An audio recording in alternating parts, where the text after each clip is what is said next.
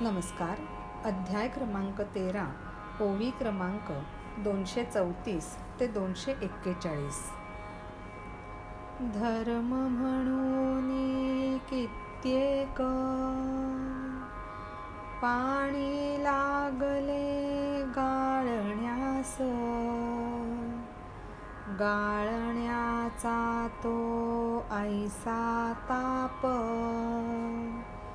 मरू लागले त्याने जीव. हिंसेच्या भयाने कित्येक धान्यही नाही शिजवत, खाऊन या कच्चे धान्य जीवास त्रासही हिंसाच. अहिंसा म्हणती हिंसेस, अर्जुना रे कर्मकांडात. ठेव हे तू लक्षात, समजून हा सिद्धांत. अहिंसा हा उच्चारता शब्द, चढले मनास स्फुरण. सांगावे हे सिद्धांत, होऊन गेला मोह. वगळावे काया मतांस, म्हणून बोलणे पडले भाग. व्हावे तुलाही सारे माहित, हे तू हाही प्रतिपादनात. अर्जुना रे बहुत करून अहिंसेचे करण्या प्रतिपादन. हिंसेचाच निघे विषय, आडवाट काही धावण्यास. निश्चित करण्या स्वमत, दुसरेही काही मत. निश्चित घ्यावे विचारात, मग करावा निर्णय. अशीच असेही पद्धत, करावयाची निरूपण. आता सांगतो तुझ, माझे मुख्य मत. अहिंसेची निरूपण किंवा विवेचन किती आणि वेगळ्या पद्धतीने केली जातात हे सांगताना भगवंत म्हणतात, धर्म म्हणून कितीतरी लोक पाणी गाळून प्यायला लागले आणि ते पाणी गाळल्यामुळे सुद्धा कितीतरी प्राण्यांचे जीव जायला लागले. हिंसेच्या भयाने कितीतरी जण धान्यही न शिजवता खात आणि कच्चं धान्य खाऊन जीवाला त्रास करून घेणं ही एक प्रकारची हिंसाच समजावी. अहिंसा म्हणली तर हिंसाच कुठेतरी दिसायला लागते, असं हे कर्मकांडामध्ये वर्णन आढळतं. तेव्हा अर्जुना, तू हा एक सिद्धांत लक्षात घे. अहिंसा हा शब्द उच्चारला की मनाला माझ्या स्फुरण चढतं आणि हा सिद्धांत तुला सांगावा असा मोह होऊन जातो.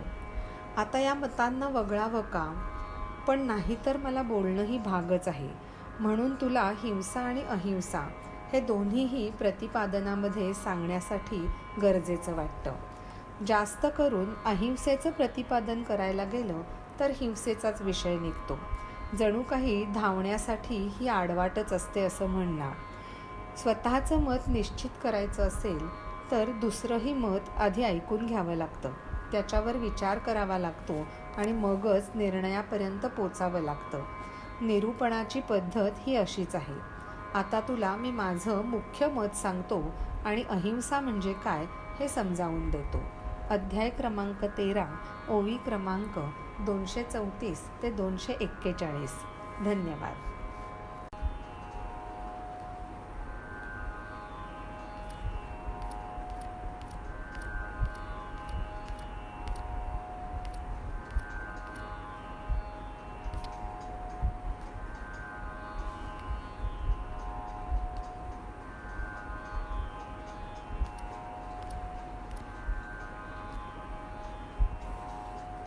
एक वार चित्तात मग दिसेल ज्ञान,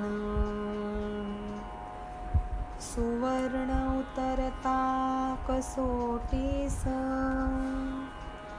त्याचा समजत असे कस, तसेच शरीराचे आचरण, अहिंसेचे उमजते घर. मनात उत्पन्न होता ज्ञान, अहिंसेचे उमटते चित्र, कसे असते ते चित्र अर्जुना ऐक. न ओलांडिता लाट, पायाने न मोडता तरंग, तसेच पाण्याची खळखळ, न देता मोडून. वेगाने व फार जपून, भक्षावर दृष्टी ठेवून, बगळा जसे घाले पाय पाण्यामध्ये, भ्रमर जसे कमळावर, परागकणांना जपून, अत्यंत काळजी पूर्वक, पाय ठेवतसे जपून. तसेच परमाणुत उपस्थित जीव नाजूक, याचे ठेवुनी भान, पाय टाकतो जो जपून. चालतो ज्या वाटेवरून, होत असे ती कृपामय, स्नेहदृष्टी सभोवार, प्राण्यांखाली अंथरतो स्वप्राण. बोलणे ज्याचे फार जपून, चालणे वर्णनातीत, कुठलेच प्रमाण त्यास पुरेसे नसे. श्रीकृष्ण म्हणतात की अहिंसेचं जर वर्णन करायचं झालं तर प्रत्यक्षात हिंसाच करणारे कितीतरी वेळा अहिंसेचं वर्णन करत असतात. आणि माझं मत ऐकून तुला कळेल की अहिंसा म्हणजे नक्की काय. ती एकदा का प्रकट झाली की चित्तामध्ये जे दिसेल ते ज्ञानच असेल.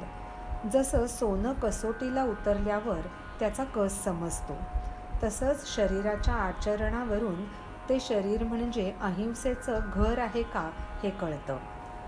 मनामध्ये ज्ञान उत्पन्न झालं की अहिंसेचं चित्र उमटायला लागतं. ते चित्र कसं असतं ते अर्जुना तू ऐक. लाट न ओलांडता, पायाने कुठलाही तरंग न मोडता आणि पाण्याची खळखळ अजिबात न बिघडू देता, जसा बगळा पाण्यामध्ये पाय घालतो त्याची दृष्टी ही त्याच्या भक्ष्यावरती स्थिर असते, त्याप्रमाणे पाऊल टाकणारा मनुष्य.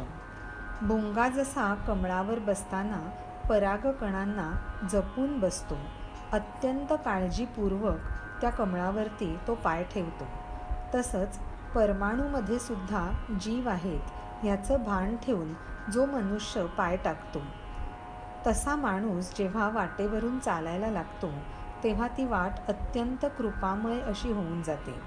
त्या व्यक्तीची दृष्टी ही अत्यंत प्रेममय असते आणि जणू काही प्राण्यांच्या खाली तो स्वतःचे प्राणसुद्धा अंथरूण म्हणून घालतो. त्याचं बोलणं हे अत्यंत जपून असतं. चालणं हे वर्णनाच्याही पलीकडचं असतं. त्याच्या चालण्या बोलण्याला कुठलंच प्रमाण पुरे पडत नाही. अध्याय क्रमांक 13, ओवी क्रमांक 242 ते 250. धन्यवाद. नमस्कार. अध्याय क्रमांक 13, ओवी क्रमांक 251 ते 259. मांजर धरते तोंडात, मायेने आपुल्या पिल्लास, इजा होते का त्यास, अणकुचीदार जरी दात, अथवा कोणी प्रेमळ माय, लेकराची तान्ह्या पाहे वाट, असते जे नाजूकपण नजरेत तिच्या, अथवा कमळाचे फूल हळूहळू हलवून, वारा वाटे तो सुखकर डोळ्या नाही, मार्दवाने तितक्याच ठेवे भूमीवरी पाय, सुख लागे लोकांस पदस्पर्शाने त्याच्या, चालतायसे हळुवार दिसता कोणी कृमी कीटक, फिरतो तो हळूच मागे परत, म्हणे जोराने पडता पाय, होईल जो आवाज, मोडेल प्रभूची झोप, निवांतपणात व्यत्यय, अशा या करुणेतून माघारी फिरवी पाय, आणि न ठेवी पाऊल कोणावरही, गवतास समजुनी जीव त्यासही नाही तुडवीत, मग कोण्या प्राणी मात्रास जाईल का तुडवीत, मुंगी न ओलांडे पर्वत, चिलट न करे समुद्र पार, तसेच न करे तो उल्लंघन प्राणी मात्राचे. अहिंसेविषयीची कल्पना सांगताना श्रीकृष्ण म्हणतात की अहिंसा पाळणारी जी व्यक्ती असते ती जणू काही पुढील प्रमाणे असते. स्वतःचं पाऊल टाकताना सुद्धा ते पाऊल इतकं जपून टाकलं जातं की जणू काही मांजर मायेने आपल्या पिल्लाला तोंडामध्ये धरते. त्या मांजरीचे दात कितीही अणकुचीदार असले तरी त्या पिल्लाला त्याची इजा होत नाही. किंवा कोणी प्रेमळ आई असते, ती आपल्या लेकराची वाट पाहत असते, तेव्हा तिच्या नजरेमध्ये जो नाजूकपणा असतो तसंच पाऊल त्याचं नाजूक पडत असतं. कमळाचं फूल हळूहळू हलवून जर त्यांनी वारा घेतला तर तो वारा सुखकर असेलच, पण डोळ्यांनाही ते सुखाचं वाटेल. तितक्याच मार्दवानी ती व्यक्ती भूमीवर पाय ठेवते आणि त्या पदस्पर्शाने लोकांना सुख लाभतं. चालताना इतकं हळूवार चालतात की कोणी कृमी कीटक दिसला तर तो माणूस मागे फिरतो. जोरात पाय पडला तर त्या आवाजाने प्रभूची झोप मोडेल आणि त्याच्या निवांतपणामध्ये व्यत्यय येईल असा त्याचा समज असतो. अशा या करुणेतून तो माघारी पाय फिरवतो आणि कुणावरही पाऊल ठेवत नाही. गवताला सुद्धा जीव समजतो आणि गवतही तुडवत नाही. मग तो कोणत्या प्राणीमात्राला कशासाठी तुडवेल? मुंगी जसा पर्वत ओलांडणार नाही आणि चिलट जसं समुद्र पार करणार नाही, इतकंच निश्चितपणे हा मनुष्य कुठल्याही प्राणीमात्राचं उल्लंघन करणार नाही.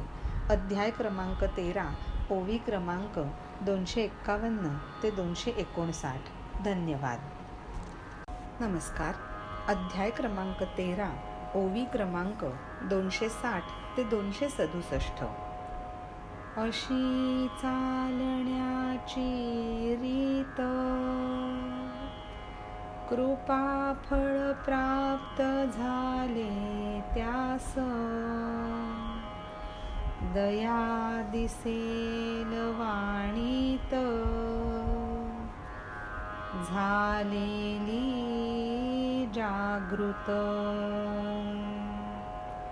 स्वतः करे श्वासोश्वास अत्यंत नाजूक हळुवार. प्रीतीचे माहेर त्याचे घर, दात जसे माधुर्याचे अंकुर. बोलण्या आधी पाझरे प्रेम, अक्षरे चालती मागून. कृपा आधी होतसे प्रकट, उमटती शब्द नंतर. मितभाषी तो अगोदर, बोलण्या आधी मनी विचार. दुखावेल का कुणाचे मन, ऐकुनिया माझे बोल. बोलता काही अधिक, वर्मी कुणाच्या लागेल. आणि येईल मनात शंका कुणाच्या. मांडत असता कुठली गोष्ट, बोल माझे करतील व्यत्यय. कोणी जाईल घाबरून, अथवा कोणी उपेक्षिल. कोणासन भावा क्लेश, उचलावीन भुवई रागावून. असा करूनी विचार, राहतो तो गप्प. कोणी विनविता बोलण्यास, ऐकती प्रेमाने त्याचे बोल, वाटते त्याला जणू काय आपुले ते माय बाप. अहिंसा पाळणाऱ्या व्यक्तीचं वर्णन करताना भगवंत म्हणतात, त्याची चालायची रीत अशी असते, त्यालाच हे कृपाफळ प्राप्त होतं. ज्याच्या वाणीमध्ये दया जागृत झालेली दिसते, तो स्वतः श्वासोश्वास करतो, तो सुद्धा अत्यंत नाजूक आणि हळूवार असा असतो. त्याचं घर म्हणजे जणू काही प्रीतीचं माहेर आणि त्याचे दात म्हणजे माधुर्याचे अंकुर. तो बोलायला लागायच्या आधीच त्याचं प्रेम पाझरायला लागतं आणि त्याच्यानंतर अक्षरं त्याच्या मागून चालत येतात. त्याची कृपा आधी प्रकट होते आणि शब्द नंतर उमटतात. तो आधीच मितभाषी असतो. बोलायच्या आधीच मनामध्ये तो असा विचार करतो की आपण बोलल्याने कुणाचं मन दुखावलं जाईल का, किंवा मी जर काही अधिक बोललो तर कुणाच्या वर्मी लागेल का, अशी त्याच्या मनात सतत शंका येत असते.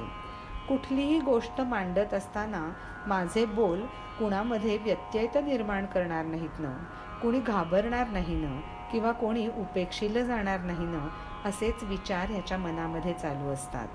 कुणालाही क्लेश होऊ नये, रागाने आपली एखादी भुवईसुद्धा उचलली जाऊ नये, असंच मनामध्ये तो योजत असतो आणि त्याप्रमाणे तो गप्प राहणं पसंत करतो.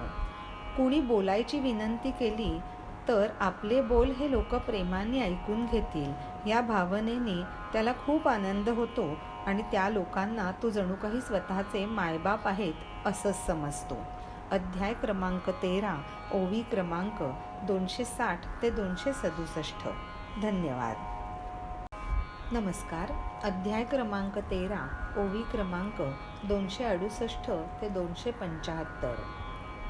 मधुर असे त्याचे बोल, जणू नाद ब्रह्माकार,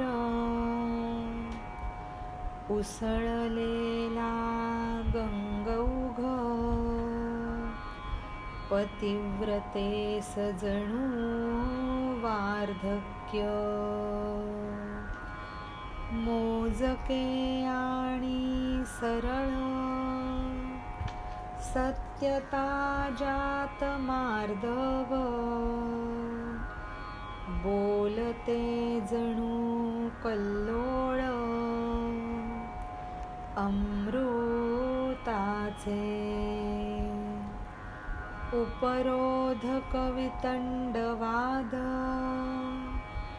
पापाचरणास उद्युक्त, उपहासक क्लेशकारक, झोंबणारे मनास, हट्टी कपटी आवेशपूर्ण, आशावादी साशंकित, फसवे इत्यादी जे दोष, नसती जा बोलण्यात, दृष्टी असे ज्याची स्थिर, भुवयाही ज्याच्या शिथिल, अर्जुना त्याच्या चेहऱ्यावर,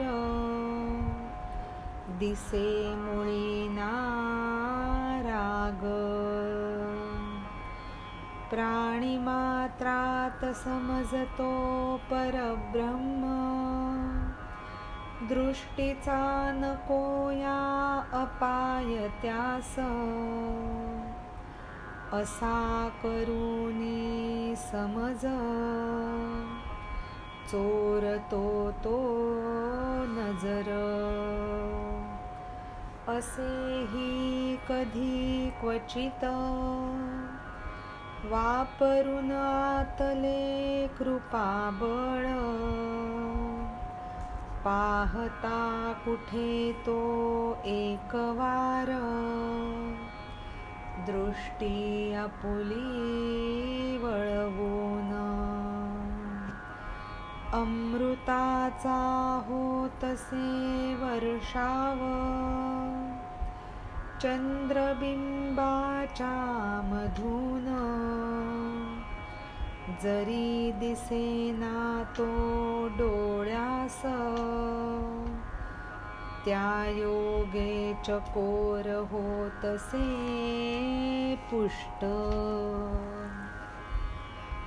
अहिंसा पाळणारी व्यक्ती असते त्याचे बोल हे अत्यंत मधुर, जणू काही नादब्रह्म असे असतात. जसा काही गंगेचा ओघ उसळावा. एखादी वृद्ध स्त्री आणि तीही पतिव्रता असावी, म्हणजे तिचं नशीब एवढं चांगलं असावं की ती वृद्ध असतानाही तिचा पती हयात आहे असा तो मनुष्य, आणि तिचे बोल जसे अनुभवाचे आणि गंभीर असतील तसेच त्याचेही बोल असतात. ते बोल अत्यंत मोजके, सरळ, ज्यामध्ये सत्यता आहे आणि मार्दवही आहे, असे ते जणू काही अमृताचे कल्लोळच. उपरोधक, वितंडवाद, पापाचरणास कारणीभूत ठरणारे, उपहासात्मक, क्लेशकारक आणि मनाला झोंबणारे, हट्टी, कपटी, आवेशपूर्ण, आशावादी, साशंकित आणि फसवे ह्यापैकी कुठलाही दोष त्या बोलण्यामध्ये नसतो. त्याची दृष्टी अत्यंत स्थिर असते. त्याच्या भुवया अतिशय शिथिल असतात आणि त्याच्या चेहऱ्यावर अर्जुना राग मुळीच दिसत नाही. सगळ्या प्राणीमात्रांमध्ये तो परब्रह्म आहे असं मानतो आणि त्या परब्रह्माला, त्या प्राणीमात्रांना आपल्या दृष्टीचा अपाय नको म्हणून तो आपली नजर चोरून घेत असतो. कधी क्वचित आतलं कृपाबळ वापरून तो कुठे एकवार दृष्टी वळवून जर बघत असेल तर त्यातून अमृताचाच वर्षाव होतो. जसं चंद्रबिंबामधून होणारा जो चंद्रांचा प्रकाशांचा किरण आहे, त्या किरणाद्वारे चकोर पुष्ट होतो, पण तो चंद्रप्रकाश आपल्याला डोळ्याला कधीच दिसत नाही. अध्याय क्रमांक 13, ओवी क्रमांक 268 ते 275. धन्यवाद. नमस्कार. अध्याय क्रमांक 13, ओवी क्रमांक 276 ते 284. अशी असे त्याची नजर प्राण्यांकडे बघण्यास, त्याचे नसे आकलन कासवी सही. आता सांगावे फार काय त्या दृष्टी सारखेच, असती तयाचे हात प्राण्यांप्रती. सिद्ध पुरुषांचे मनोरथ जसे असते कृतार्थ, तसेच कर्तव्य शून्य हात त्याचे. कर्तव्य शून्याने घ्यावा संन्यास, काष्ठरहित अग्नीने जावे विझून, मुक्याने घ्यावे मौन व्रत, तसेच काही. अर्जुना तसेच त्यांचे हात, असती जे कर्तव्य शून्य, सिद्ध पुरुषांच्या ठिकाणीच येती ते रहावयास. झटका बसेल वाऱ्यास, आकाशास लागेल नख, असे वाटुनी मनास हलवितीन ते हात, अंगावर बसता माशा डास, चिलटे जाती जी डोळ्यात, न हाकलता तयांस, दृष्टी घेती ते आवरून, काठी असो वा असो दंड, नको वाटे ज्याला हातात, धरेल काय मग तो सांग, शस्त्र कधी रे हातात, खेळावया घ्यावे कमळ, फुलमाळा झेलाव्या सहज, गोफण समजून कीटकांस, होईल त्याचा त्रास. खरी अहिंसा ज्याला समजली त्या माणसाच्या नजरेबद्दल किंवा दृष्टीबद्दल बोलताना भगवंत म्हणतात, कासवीण जशी आपल्या नजरेतूनच आपल्या पिलांना प्रेम देते, वाढवते, त्याप्रमाणेच त्याची नजर असते. आता फार काय सांगावं, त्याच्या ह्या दृष्टीप्रमाणेच प्राण्यांसाठी त्याचे हातसुद्धा त्याच प्रकारे काम करत असतात. सिद्ध पुरुषांचे मनोरथ जसे कृतार्थ असतात, त्यांच्या मनामध्ये कुठल्या इच्छा, आकांक्षा, अपेक्षा मुळीच नसतात, तसेच ह्या व्यक्तीचे हातसुद्धा कर्तव्यशून्य असतात. कर्तव्यशून्य माणसाने संन्यास घ्यावा, काष्ठरहित अग्नीने विझून जावं आणि मुक्याने मौनव्रत घ्यावं. तसंच काहीसं वाटतं की जे हात कर्तव्यशून्य आहेत ते संन्यासाचे असणार हे निश्चित. त्यामुळे असे हात हे सिद्ध पुरुषांच्या ठिकाणीच राहायला येतात. त्या हातांबाबत विचार करताना ही व्यक्ती असं म्हणते की जर मी हात हलवले तर कदाचित वाऱ्याला झटका बसेल, आकाशाला एखाद वेळी नखसुद्धा लागेल, म्हणून हात हलवायची सुद्धा तो काळजी घेत असतो. अंगावरती माशा डास जर बसले किंवा जर डोळ्यात चिलटे गेली तर त्यांना न हाकलता स्वतःची दृष्टी आवरून घेतो. काठी असो वा दंड असो, त्याला ते हातात नकोसुद्धा वाटतं. आणि मग तो मनुष्य हातामध्ये शस्त्र काय म्हणून घेणार? सहज हातात खेळायला कमळ घ्यावं किंवा फुलमाळा हाताने सहजपणे झेलाव्यात. असं करता करता तो मनामध्ये असा विचार करतो की जर मी असं केलं तर हे गोफण समजून आजूबाजूचे कीटक घाबरतील आणि त्याचा त्यांना त्रास तर होणार नाही. अध्याय क्रमांक 13, ओवी क्रमांक 276 ते 284. धन्यवाद. नमस्कार. अध्याय क्रमांक 13, ओवी क्रमांक 285 ते 292. न फिरवी तो हात देहाच्या रोमांवरून, वाढू लागती नख बोटांवर गुंडाळून, हातांचे नवरले काही काम,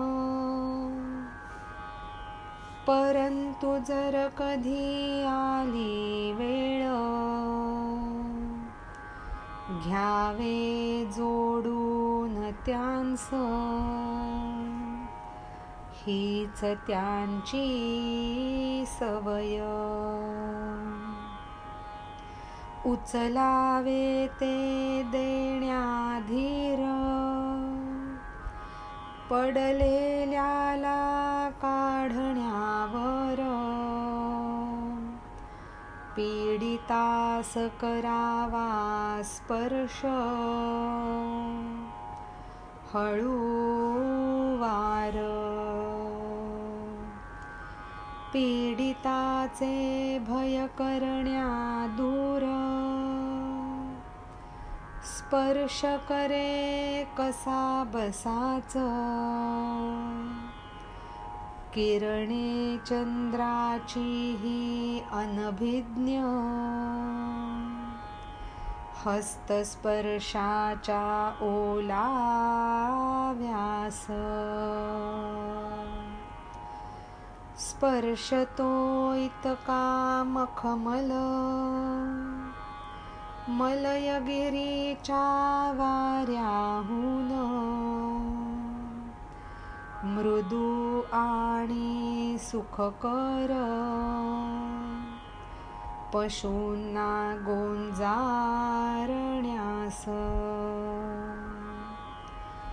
मोकळे रिकामे जरी हात, म्हणावे का त्यांस निरुपयुक्त, चंदनाला जरी ना आले फळ, अंग त्याचे सुगंधित, शब्दजाल हे राहू दे बाजूस, सज्जनाचा जसा स्वभाव, तसेच त्याचे हस्ततल, एवढे घे तू लक्षात. मनाचे त्याच्या वर्णन